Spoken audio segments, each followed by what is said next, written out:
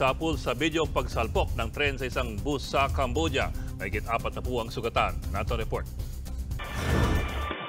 Sa kuha ng CCTV na ito sa Cambodia nitong umaga ng Biyernes Santo, makikita ang isang bus. Maririnig din ang busina ng paparating na tren. Dahan-dahan ang takbo ng bus patawid ng riles nang biglang nabangga at nakaladkad ng tren ang local tourist bus.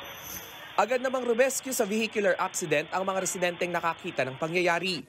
Makalipas ang ilang minuto, dumating din ang mga pulis. Nakapagpreno agad ang driver ng tren pero nabangga na niya ang bus.